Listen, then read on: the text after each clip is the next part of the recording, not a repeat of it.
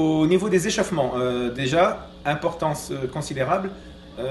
J'ai toujours considéré qu'un échauffement, c'était aussi important physiquement que mentalement, au niveau de la préparation, avant donc un entraînement ou avant un match. Donc s'échauffer, c'est déjà penser à ce qu'on va faire pendant la séance et se préparer aussi à ce qu'on va faire aussi pendant un match, très important. Donc on parle d'échauffement mental aussi. Mais pour ce qui est de l'aspect physique, c'est une mise en action progressive où on va vraiment s'activer et dynamiser un petit peu tous ses appuis, dynamiser ses pas, ses mouvements, jusqu'à atteindre au bout de 15 minutes, 20 minutes, une intensité proche euh, du match. Voilà. Après, au niveau de l'échauffement mental, il faut déjà essayer de visualiser, d'avoir une idée de comment va jouer son adversaire, pour se déjà vivre la situation et ne pas être dans voilà, une situation d'anxiété ou de peur ou de stress. Donc essayer d'éliminer un petit peu ce stress-là pendant l'échauffement en ayant vraiment une idée claire du game plan et de la tactique. Voilà.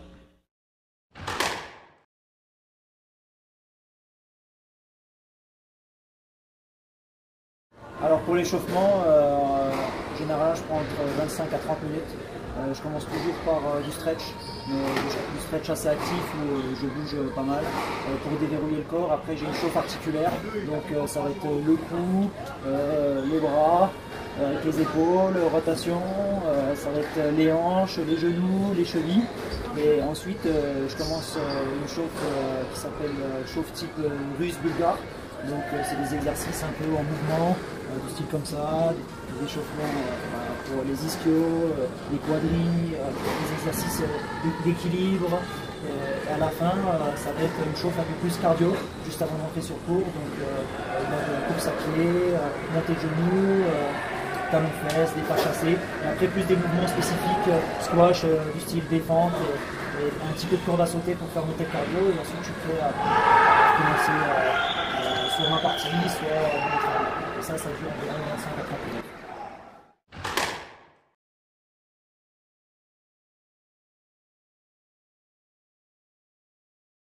Alors là, c'est une très très bonne question. Donc pour préparer mes matchs en général, je fonctionne en phase. Alors ma première phase, ça va être tout simplement de m'assouplir.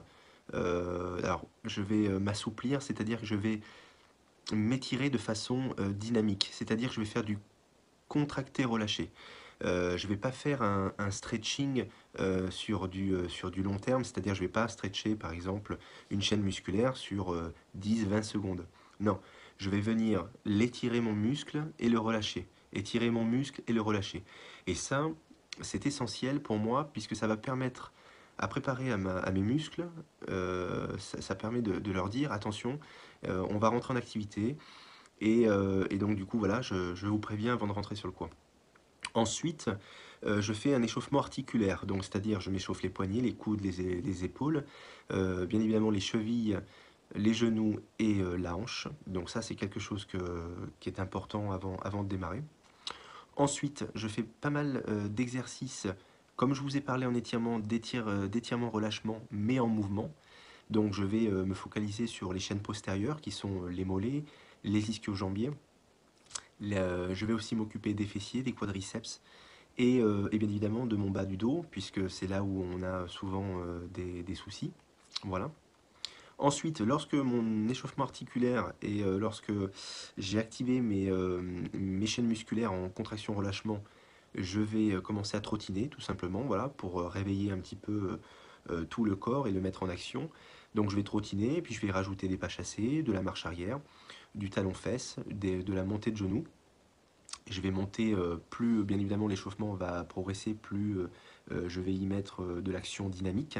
Voilà, ça c'est important, commencer doucement et monter en dynamique. Donc ensuite, lorsque j'ai commencé à mettre mon corps en activité de cette manière-là, j'aime bien aussi me réveiller au niveau du traitement d'information, au niveau de mes yeux.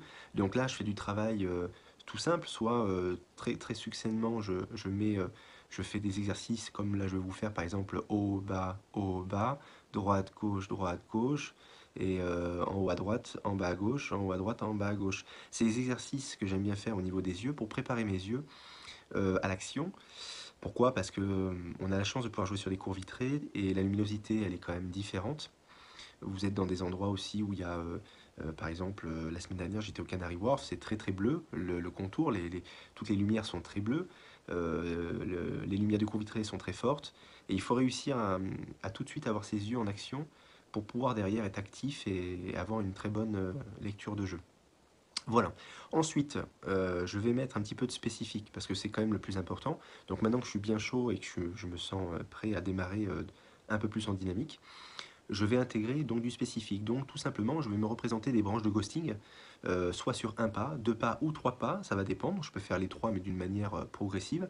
Et je vais petit à petit mettre de la vitesse. Il faut que ça soit très court et il faut que la vitesse augmente. Voilà, ça c'est important parce que vous allez rentrer sur le cours, il va falloir tout de suite générer de la vitesse. Voilà.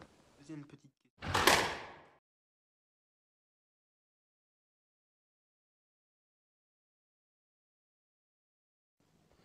Alors, pour la petite question de savoir ce que je fais pour l'échauffement. Alors en général, je démarre à mettre en route entre 30 et 40 minutes avant le début du match, en essayant de savoir avant tout exactement l'heure à laquelle on va démarrer. Alors s'il y a un match avant, il faut essayer de... C'est jamais évident de savoir ce qui va se passer, mais essayer d'être au plus proche de l'heure exacte pour pas user trop d'énergie et pas se mettre trop tôt non plus dans le match à fond, parce que c'est de l'énergie un peu perdue. Voilà, soyez un maximum, je dirais, relâché avant le début du match. Il n'y a que vraiment les 10 dernières minutes où il faut vraiment commencer à se mettre la tête à fond dedans. Et donc, bah, je démarre par un petit échauffement tranquille, en essayant de faire bouger toutes les articulations du corps. Et puis après, bah, c'est un petit footing et puis tous les exercices de base d'un échauffement classique. Mais j'aime bien aussi, si je peux, avoir un autre cours à côté, taper quelques balles et sentir un peu la balle avec ma raquette, parce que bah là, il faut être prêt tout de suite et avoir des bonnes sensations raquette. Donc ça, c'est un truc que j'aime bien faire en essayant de trouver voilà, ma prise de raquette et de savoir un peu comment la balle va réagir aujourd'hui, sachant que voilà, on n'a pas tous les jours les mêmes sensations. Donc ça, c'est une chose que j'aime bien faire. Et puis après, c'est surtout faire un peu de visualisation, se mettre tout de suite dans le match en imaginant un point qu'on va faire du service à la fin contre son adversaire. On a son schéma de jeu en tête et prendre bien toutes les infos sur l'adversaire, parce qu'au moins on n'aura pas de surprise, quoi. Donc voilà, ça c'est un peu l'échauffement.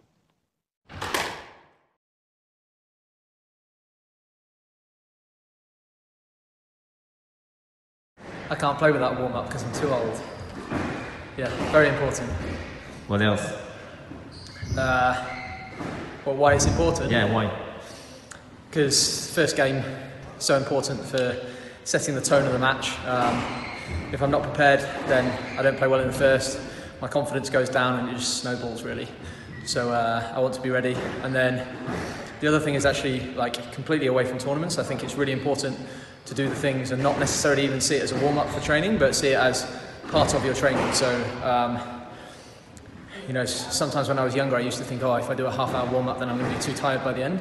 But it's rubbish. You know, you have to do the core, the activation, some of the balance, all these little things that maybe you don't like doing. But if you do it in the warm-up every time, you're going to be a better player physically. So I see it as like training in, like Okay. not just as a warm-up for my practice sessions. So for you, warm-up is just the physical side, or you're including like your mental preparation as well for the match? Yeah, mental and also sometimes like technical as well, like with the visualization and like I like to look in the glass and look at my racket so I can learn where the racket is.